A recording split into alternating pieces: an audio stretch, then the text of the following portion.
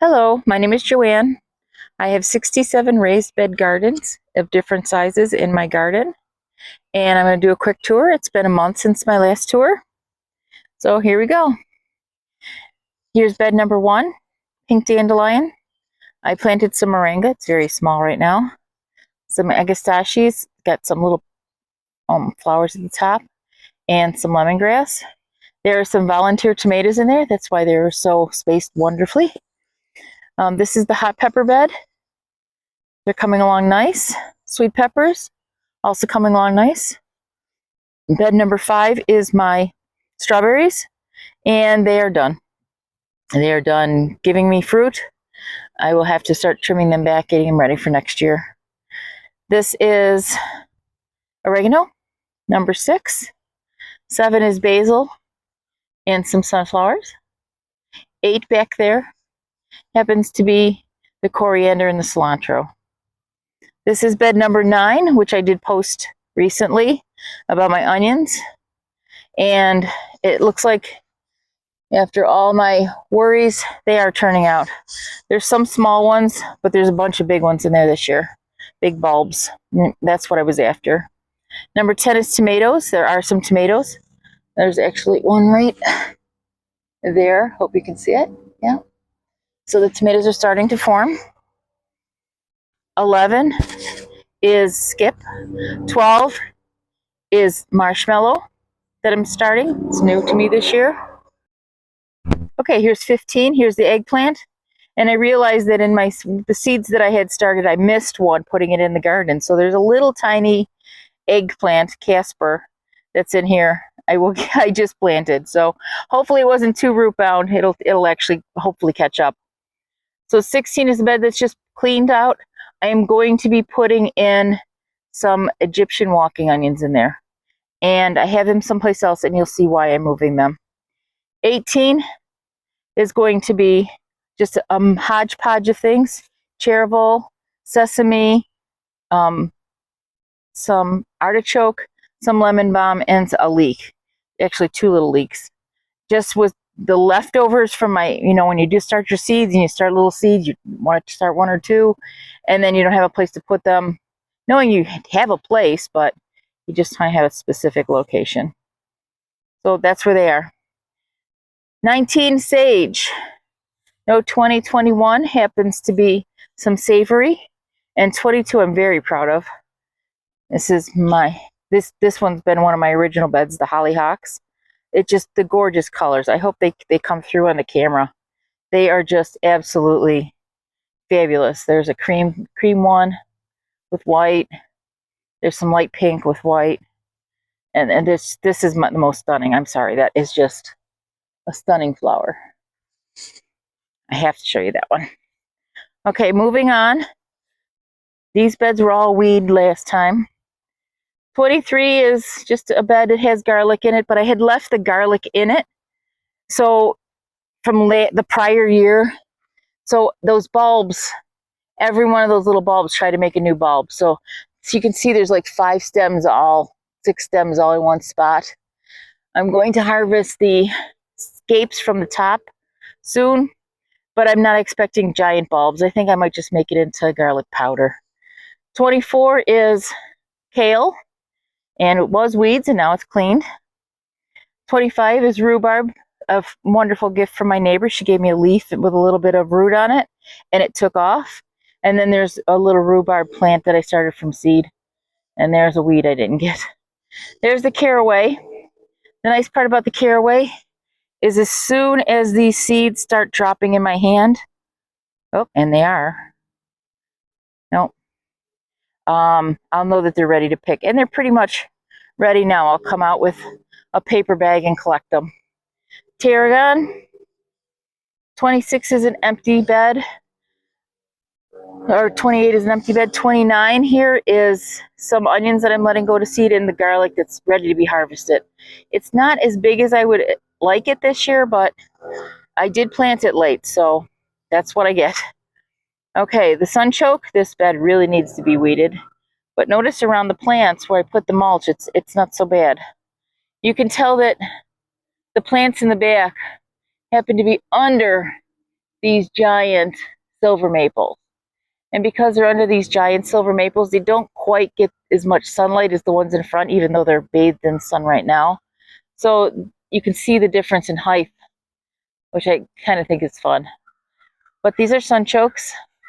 They are starting to flower, so this will look really pretty soon. Dill. In this bed 32 happens to be some raspberries.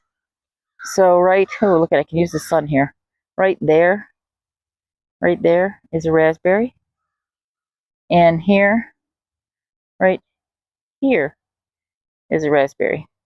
So they're in the middle of the blooms, but it's okay, the board can take it. Okay, so now we're moving on to these beds. The weeds were just getting to be a bit much and I can't keep up, so this year what I'm going to do, because I've been doing so much cleanup from prior years, I'm just covering it with tarp. So in the tarp, though it's rained, it's collecting a little bit of water. I did put a mosquito dunk, and I will be coming back and getting this tarp to be a little bit more close fitting so that there's only one pool of water. I don't want to get mosquitoes. This bed here is old brassicas. There was a radish in here. I'm getting some radish seeds. There's some radish seeds. I don't know what I'm going to do with this bed, but it wasn't super overgrown, so I figured it'd be easier to take care of. None of the weeds are super deep. So this bed too, you see, I'm tarping it only because it's just so overgrown. I mean, those weeds are just, and to just be honest, sometimes you just have to throw up your arms and say, I got to do a different way. So there is a mosquito dunk there. I will make sure that it gets in the water just to control any mosquitoes that I might have. This bed is the old celery bed. I knocked it over. And what I'm going to do with it is I'm going to clean this one up too. Just time to go. It's so overgrown. It's just to a point where, as a gardener, you just have to say, I've got enough going on. I need to draw a line. And this is my line right now. It's getting later in the season. I've got plenty of time to grow things, but I don't always have plenty of time to manicure and catch up. So I'm kind of resigned myself to not catch up. So this here is the apple tree. This is a Pixie Crunch apple. There's not many apples on it. I think 4 total. There's one up there. It is what it is. I probably, if I managed it better and trimmed it better, I'd probably get more. Oh, maybe there's 5. I see 2 there. So these are the persimmons. So the persimmons are in pots. They're way, way overgrown. I have a person coming to help me move these big pots because it's too much for me. We will get these persimmons moved. They should not be scrunched up. I've got new homes for them. One of them will stay, the other 3 will leave. There's actually 4 trees in that little area. I did move one thing out of there, and that was the pecan, which is thriving where it is. So I'm hoping that the persimmons will forgive me for leaving them in the pot so long. Okay, let's move back over to the beginning again, to bed 41. These are Tiny Tom, or what do they call them? Red currant tomatoes, spoon tomatoes. I decided to put them here this year. They were under the apple. They've been under the apple tree since the beginning. Just time to move them. So there's my daughter's new flower bed she started. Here are the tomatoes. They're doing well. There's some tomatoes in there starting. This is the beans. And there's a little funny story about the beans. One, I learned a couple things. One, bean seeds do get too old. So there's supposed to be 3 rows. You can see the indent. I replanted them. The beans were too old. They never came up. It was 3 rows of them, and they were pretty heavy. I think there was like 20 in those 3 rows. The other thing that I learned was not all beans come up, and that garbanzo beans don't look like regular beans.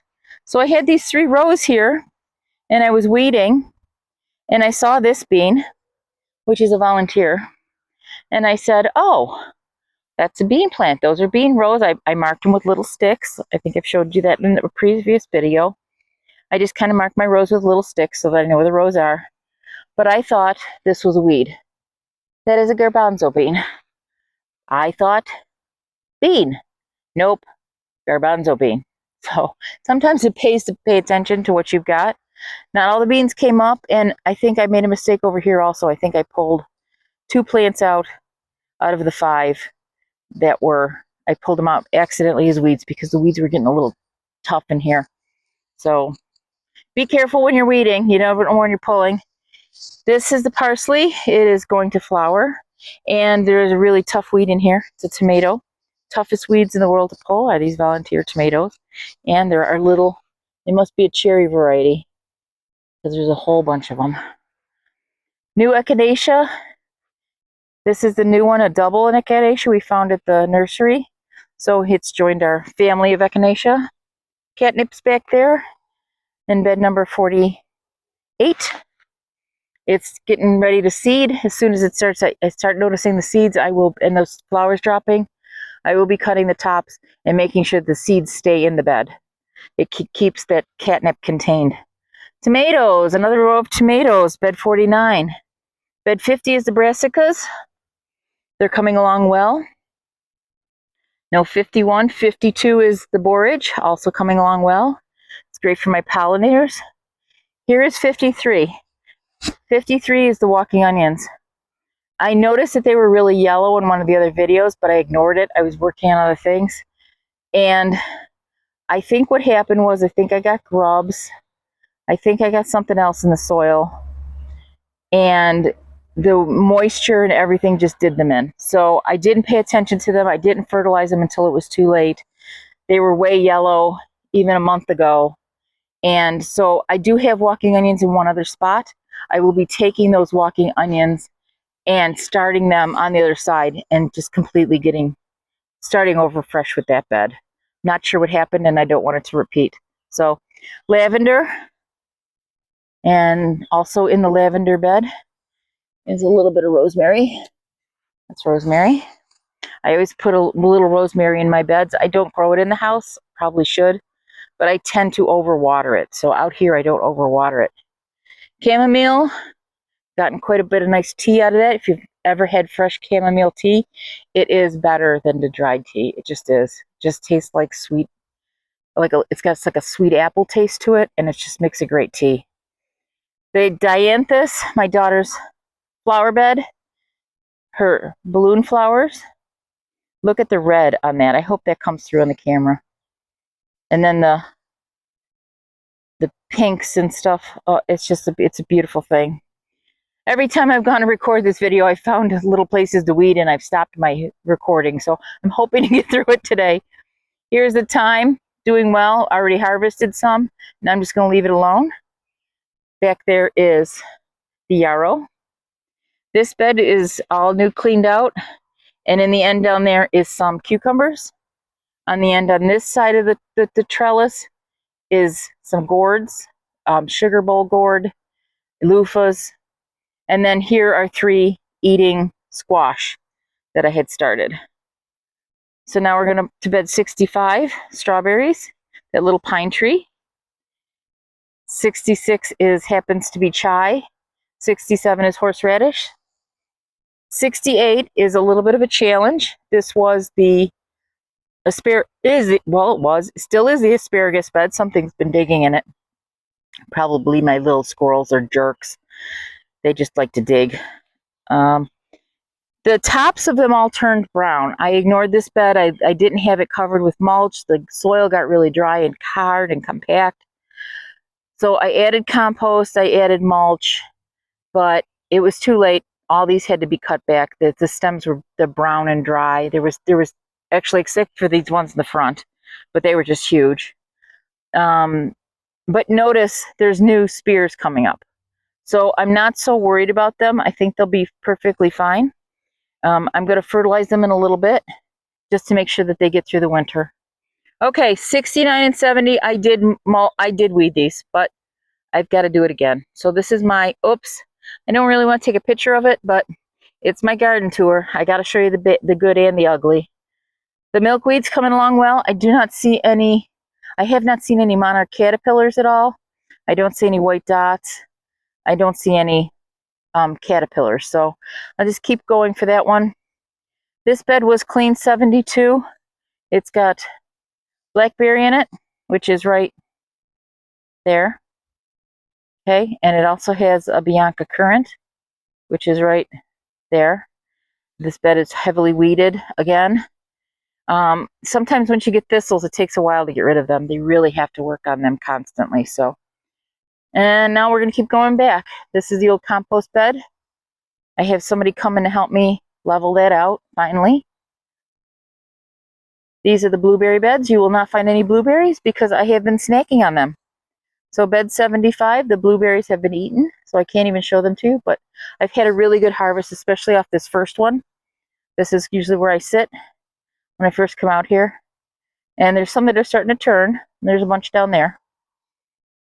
This bush didn't produce as much, but I did get some off of there. This one didn't produce any, but that's okay.